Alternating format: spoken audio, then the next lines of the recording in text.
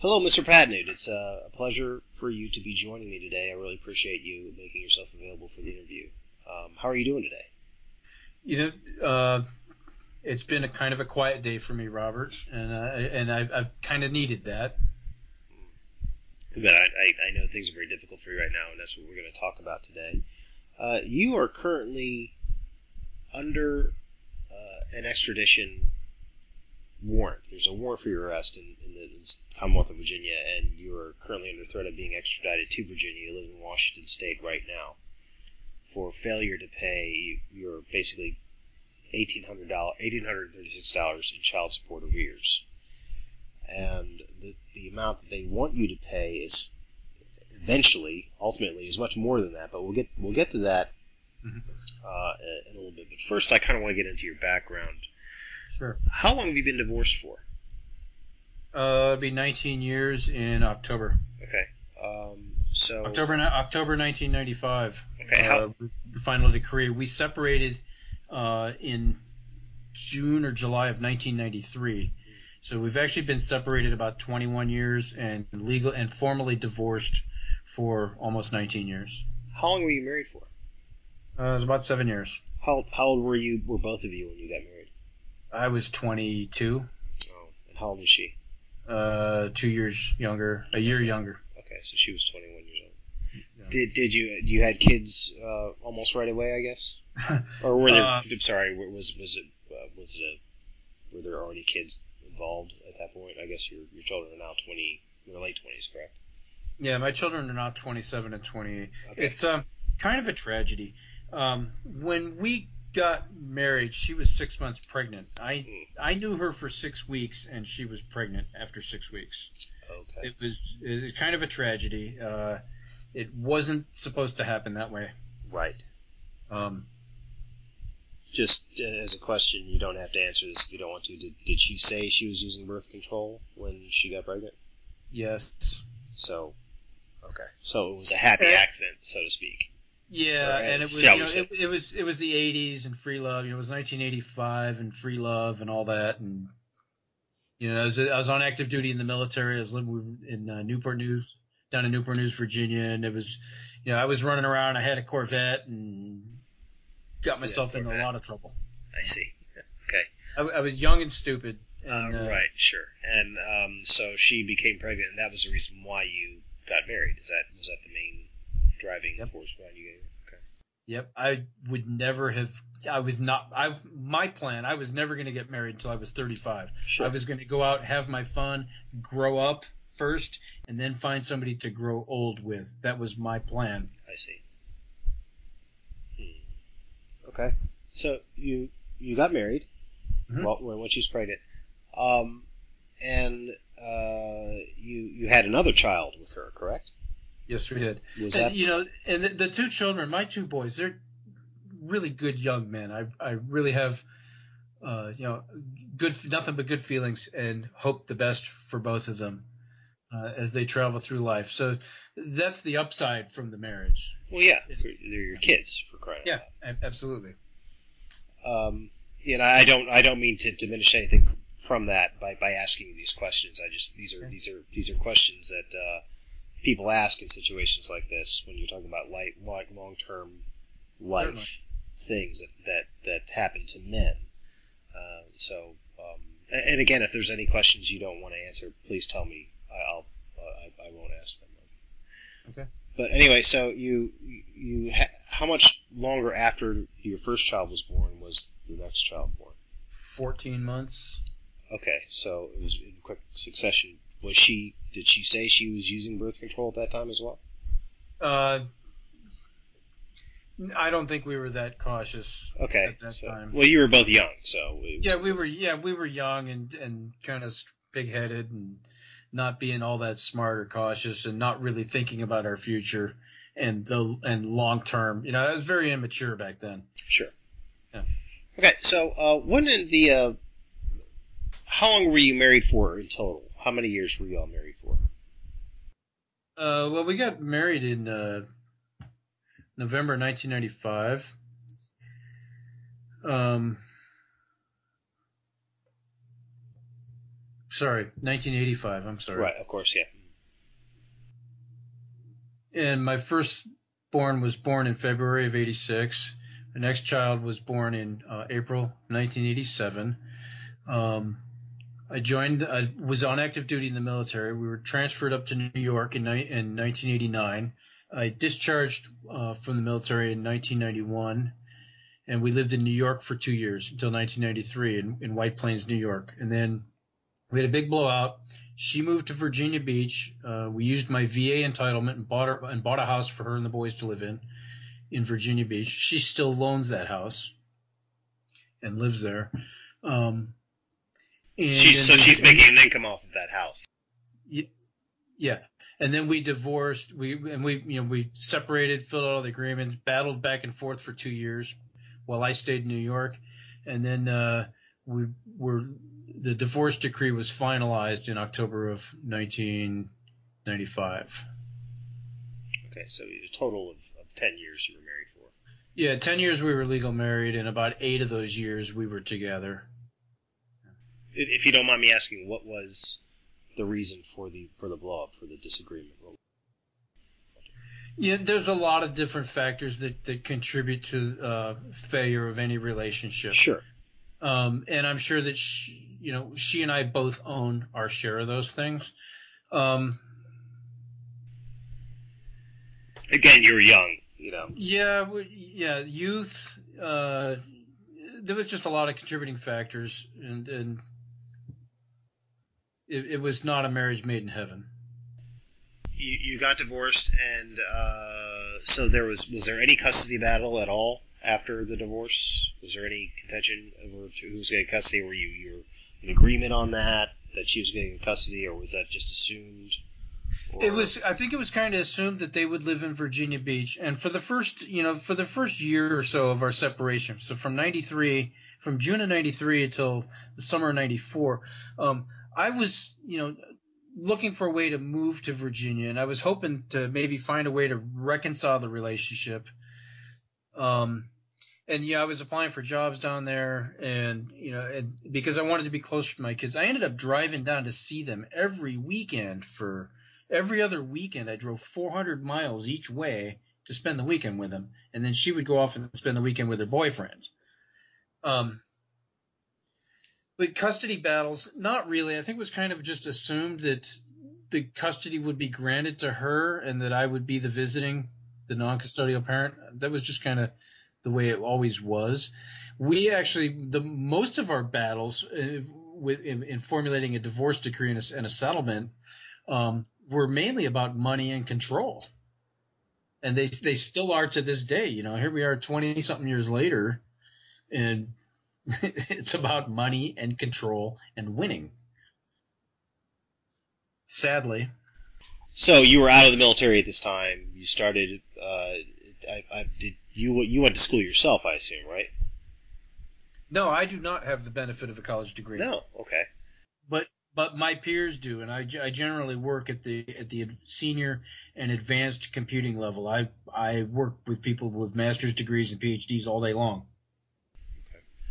So you're basically a very competent person who's highly skilled with their job, and you've always been a good earner. Is that correct? I'd say that's a pretty fair characterization. Okay.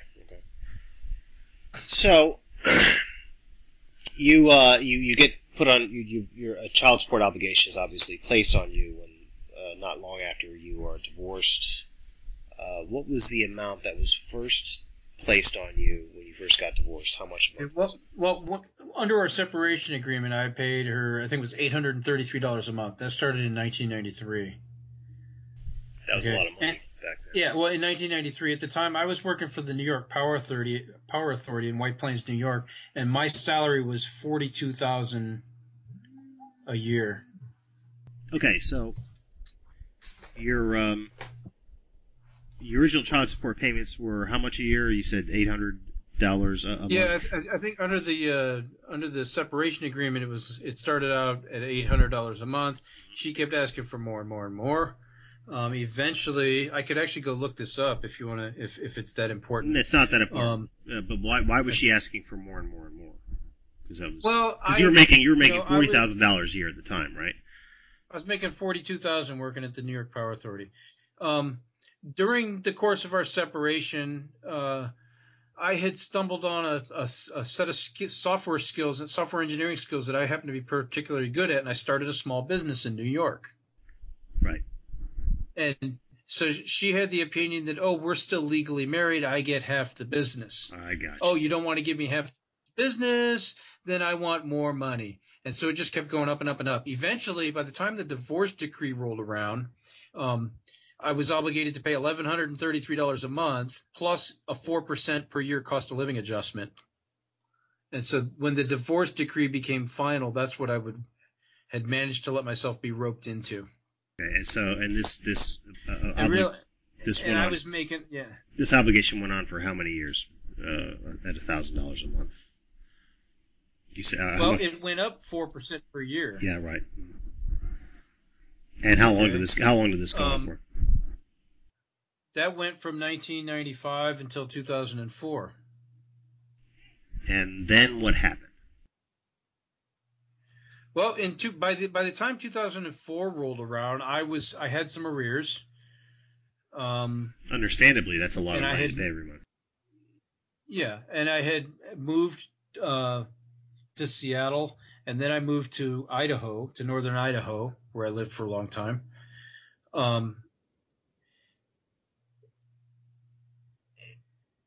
And hang on, I'm looking for my spreadsheet on this. I actually have a complete spreadsheet that breaks all this down. Well, before you do that, what made you make all those moves? Did you still own your own business? Were you just going where the work was? No, the business didn't work out. It kind of floundered in New York. I went on the road, moved to Seattle. My family's been in Seattle. My family's been in Washington State for 160 years. Okay. Yeah, my great-great-grandfather built the Washington State Capitol, the Thurston County Courthouse, the Board of Education building. I mean, my family was pretty well known back 140 years ago, and it's kind of been the family homestead ever since. So, and my brother, 3 sisters, and my mother and father, we all moved here in 1981, which is the year I joined the military. So this was kind of the homestead. Things failed for me in New York, and I'm like, well, Seattle seems like a good place. So I moved to Seattle. And then a few years later, it was post 9/11, and I'd lived in New York, New York City. I'd lived in the whole Norfolk Tidewater area. I'd lived in Charleston, South Carolina, and I'd lived in Seattle. And post 9/11, my partner and I, we wanted to get out of the big city. So we bought a small business and opted for a little bit reduced lifestyle, quieter lifestyle in Idaho. Okay, so it was for reasons other than just having to find work and keeping up with child support. Yeah. Okay. Yeah, you were still making your payments though with some arrears though, correct?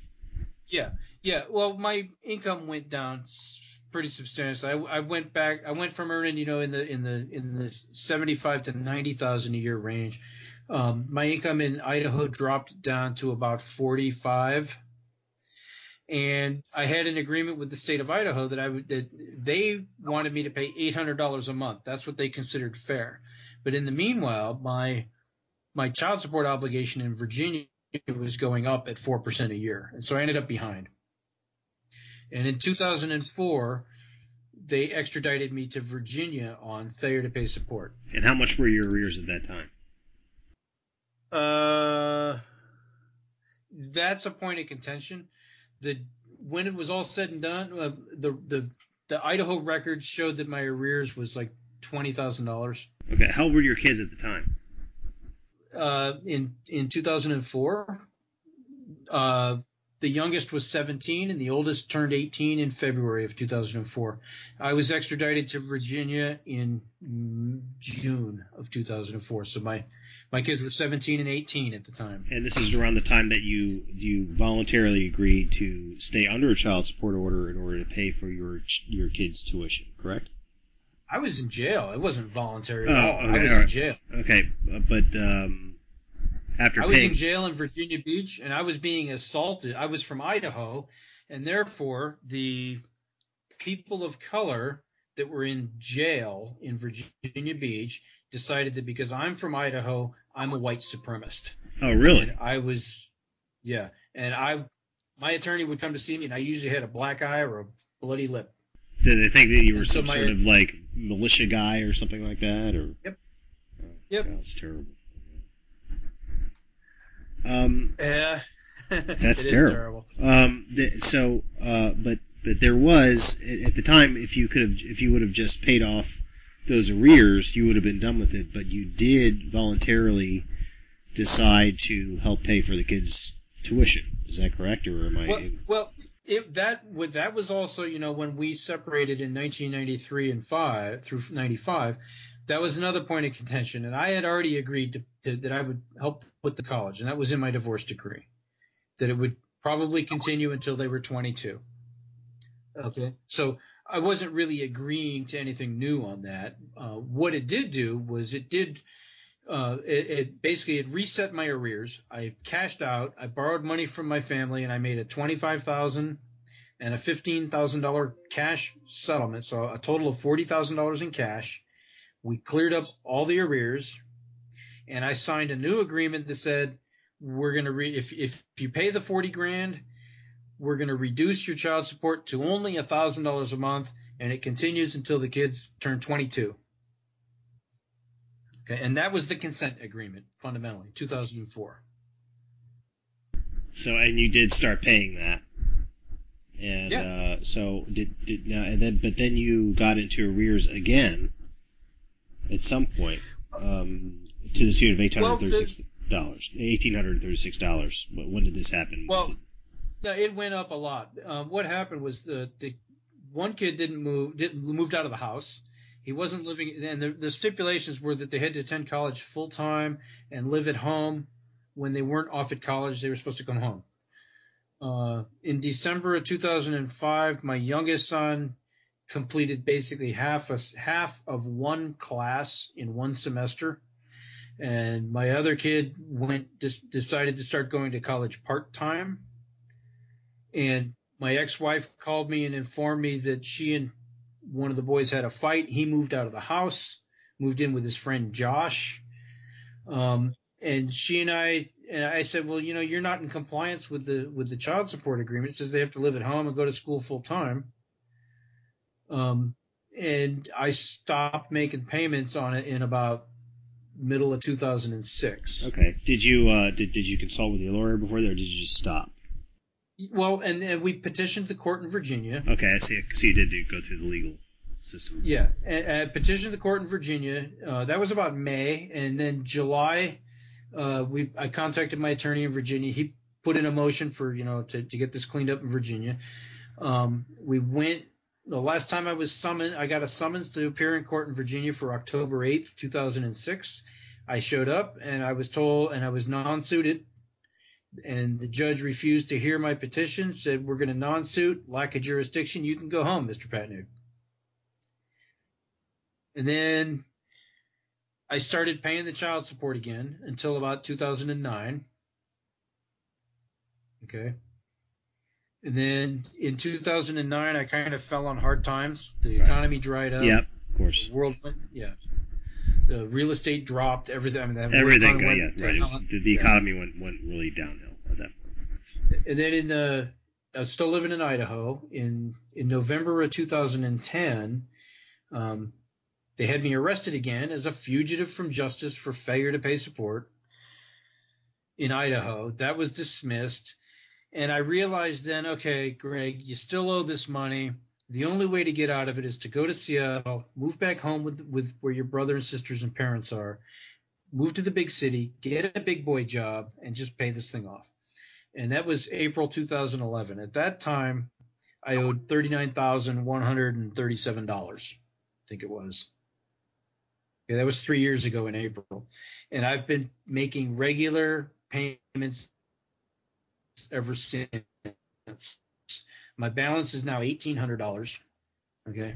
Right. So I've basically paid off $37,000 over the last 3 years on this arrears thing, and it's because I want out from under it. I want to change my life. I want to close this chapter in my life. I want her gone and to be done with her.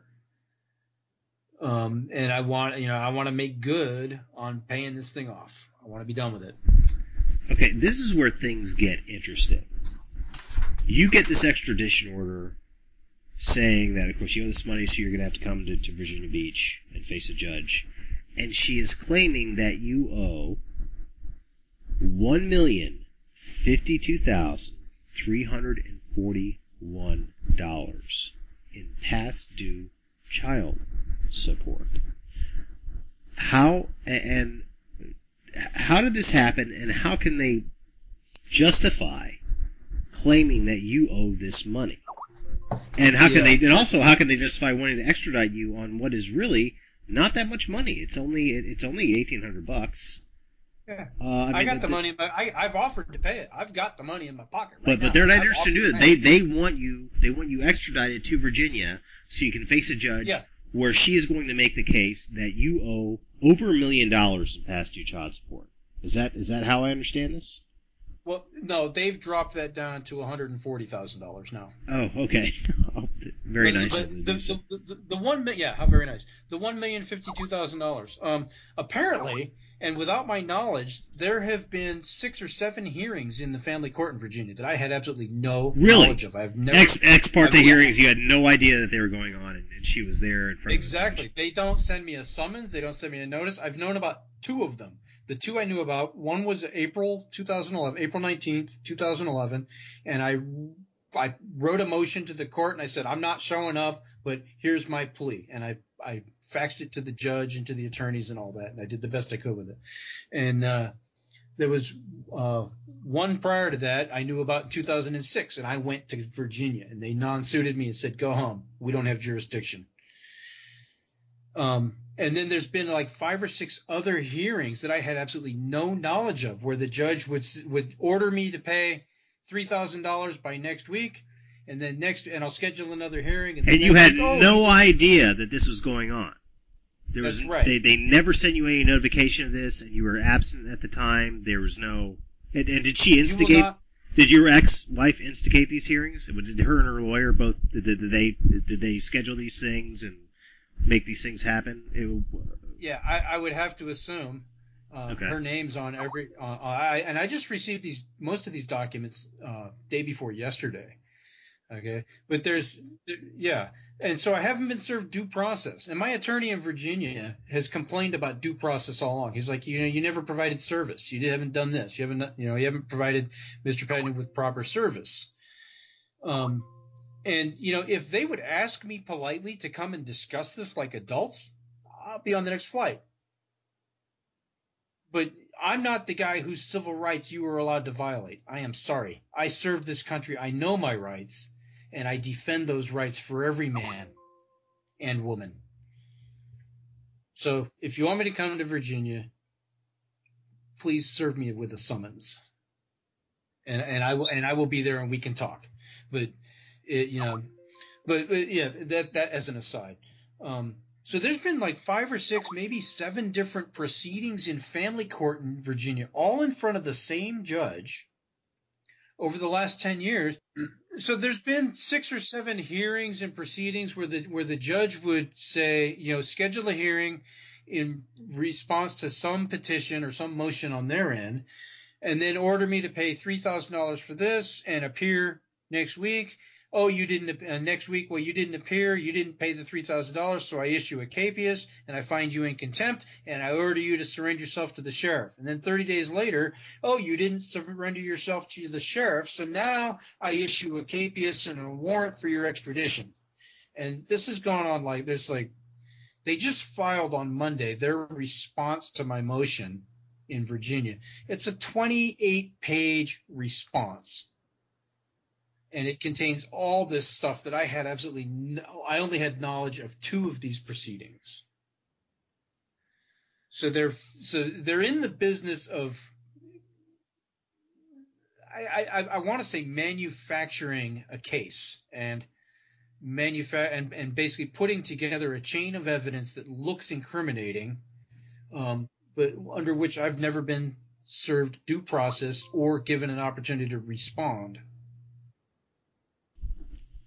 What do you think is the reason why they did that? Money. Money. They can if they and control and power and winning. I mean, and you got to realize this is family court, right? This is like traffic court, man. This is an administrative court. This court is not a court of record. They don't make case law, right?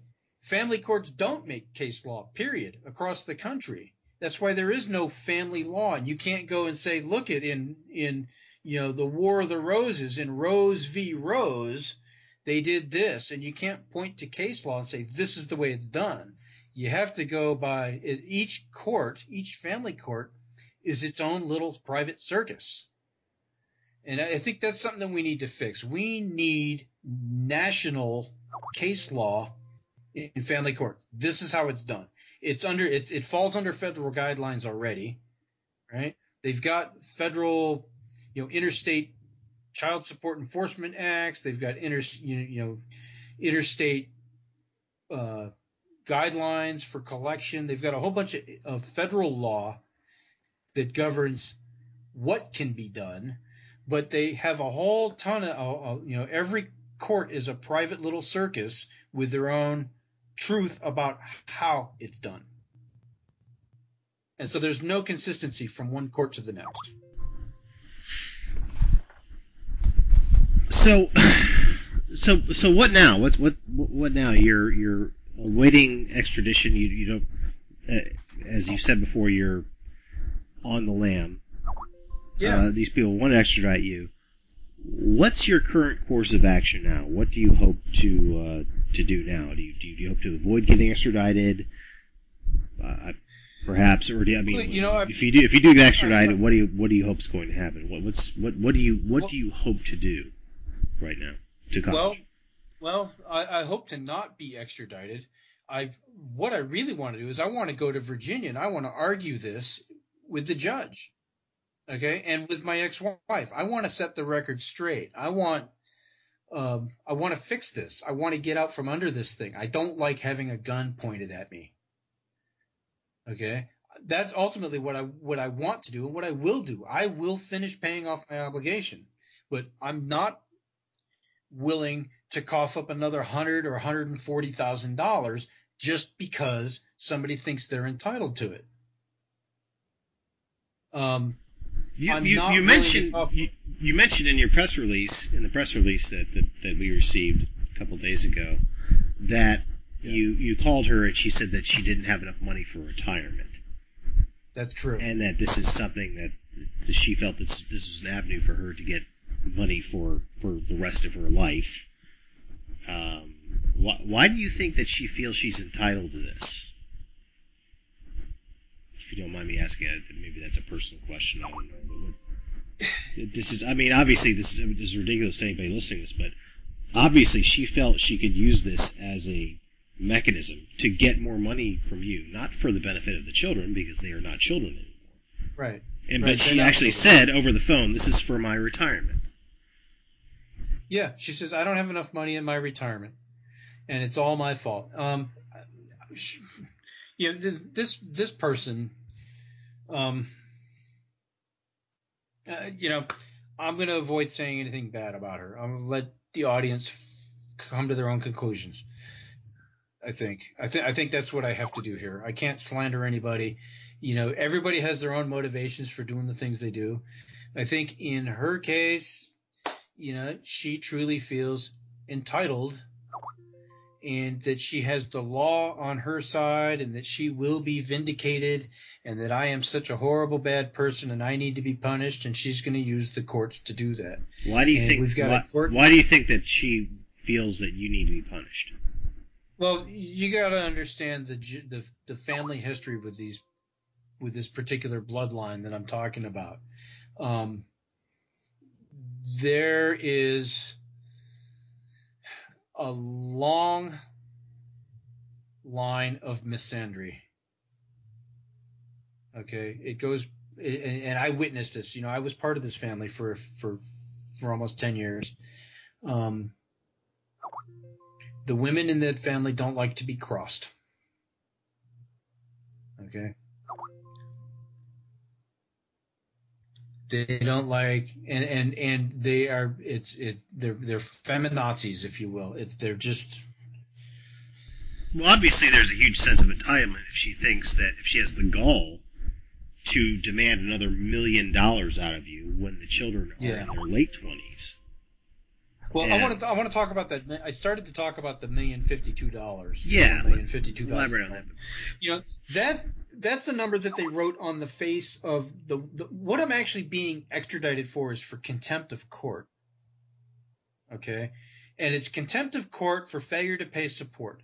And the child support law in Virginia, it's Virginia LIS Chapter 5, Title 20, Part 61. So it's 20-61 is the child support law, and it's actually desertion and non-support. And it says that any parent who fails to provide for his or her children under the age of 18 is guilty of non-support. Okay, that's what I've been charged with in Virginia, is failing to provide support for my children who are under the age of 18. And your kids are no longer in the age of 18. Thank you. Right. So what what was the justification they gave for that? Was it because of the voluntary when one child was 17 and under a previous settlement you said I'm going to help with their education? Is that the avenue that they're using to justify this new penalty, so to speak, that you have to pay? Is that what you think they're using? Well, how do you think they're going to get around the fact that your kids are no longer 18? I think that the judge has to throw it out because the kids are not. There are no minor children. They've emancipated. They both have college degrees. You know, there's no way that any of this is in the best interest of the child. And they're not children. You know, that's the catchphrase. That's the catchphrase. What's in the best interest of the child here? Well, find me a child, for starters. And yeah, I can tell you who I think the child is. The judge really needs to throw it out. The judge produced these charges. I think either the judge doesn't know her own laws, right, or the judge just simply doesn't care and wants to set some precedents and wants to punish me just because. You know, I'm not sure, but I would love an opportunity to come to Virginia and discover what, you know, the thinking behind this. I'd also love an opportunity and cherish an opportunity to set this straight and to make it better for the rest of the world. But the $1 million, I'm sorry, we keep coming back to that. The $1,052,000. That's what's written on the face of the contempt of court charge that I was arrested on March 18th. Okay, that cost me my first job this year. I was arrested and jailed for 2 weeks before I saw a judge here in Washington on a contempt charge. And the way that works is they just write a big number on the contempt warrant so that when you get to Virginia, the magistrate looks at it and they set your bond based on that. And they usually set your bond at 10% of whatever's written on the warrant. And the other thing is it makes it look like a bigger offense than it really is. That number is arbitrary, and that was handwritten in there by somebody. Okay, and I have a theory as to who did that. And I have a theory as to how and why I was arrested here in Washington on March 18th. But the $1 million is wrong. Okay, if you look up my case right now on the Virginia Child Support page and the Washington State Child Support page, if you access my accounts, it's going to show that I owe $1,878.09 in arrears and $9,971.03 in interest. Okay, that's what I'm on the hook for. That's what the state of that's what the Commonwealth of Virginia is holding me to, and that's what I'm prepared to pay. Okay, this other amount comes from, you know, doing some fudged math, juggling a bunch of numbers, throwing out the consent order, and not giving me any benefit for the $60,000 that I've paid under that consent order. Okay, that's and if you do all that, and if you don't give me any credit for the last 10 years, and then add $35,000 or $38,000 in interest to it, you can get it up to $100,000. And that's what they're really after. I see.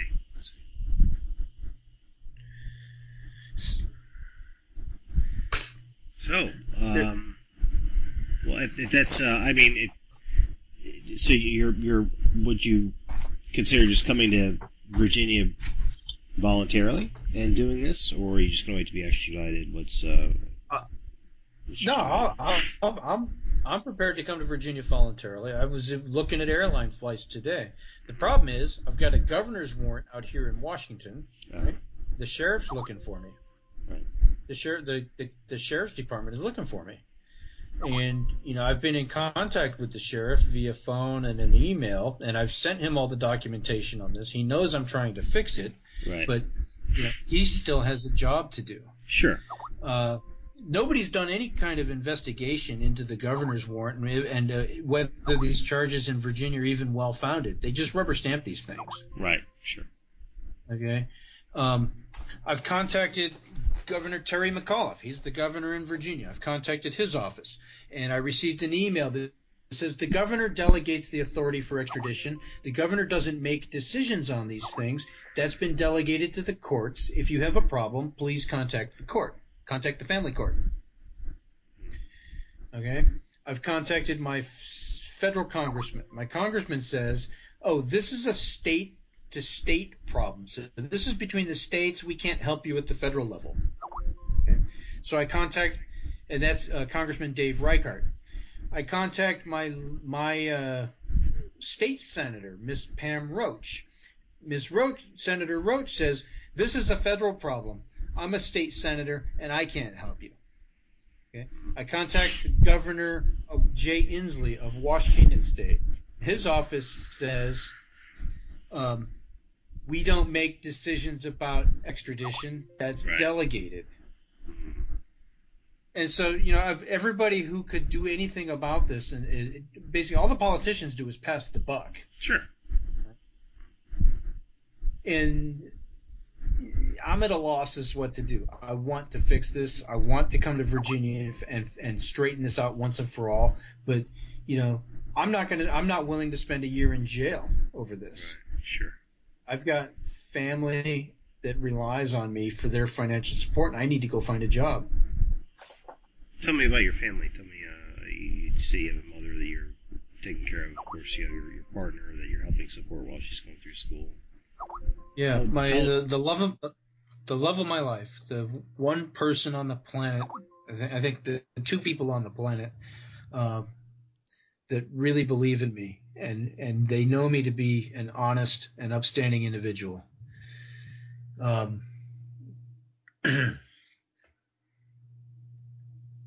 Yeah, I call her Tammylicious. My significant other, Tammy, she's had kind of a hard life. Nobody's ever really cut her any slack or cut her a break. She's raised 3 kids pretty much on her own. Her kids are like mine. They're all in their late 20s, raising their own families, and doing their own thing. And Tammy never had the opportunity to go to college. She wants to better herself. She's studying forensic psychology. And she believes in me, and I believe in her. And I know that she can do it. And I've been supportive of her for the last 3 years that she's been going to college full time. My mother is in her early 70s. She has a pretty good pile of health issues, between diabetes, obesity, thyroid conditions, a whole bunch of other things, blood pressure, all these things. She and my father divorced after 50 years, about 3 years ago, and I'm paying 25% of her monthly expenses, because between the limited what she gets in Social Security and what she gets from a retirement pension, comes to about $1,500 a month, and with her medical conditions and insulin and diabetic supplies and all that, she's spending close to $2,200 a month. And so I make up the difference on that, because she's my mother.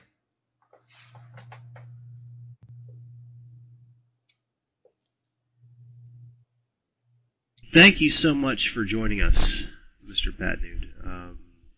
It's been an incredible story, and thank you, Robert. We wish you the best, and just remember there are people out there that care about what's going on with you, and so many other men in the same situation. And your case, and I'm not trying to minimize anything you're going through, but your case is by no means unique, and I'm sure you know that by now. And that's a tragedy right there. If this were truly a unique and isolated case, I could probably reconcile it, make a little bit of sense, and say, yeah, it's just one that fell through the cracks. But the thing is, I know that it's a lot more widespread. I know that there's roughly 50,000 men in the United States who are incarcerated right now for child support charges. They all have a story. They all have a story. I know. Listen, Robert, thank you for the time in interviewing me and considering my story. I appreciate that, and I appreciate you. And if there's something that I can do on a larger scale or at a national level,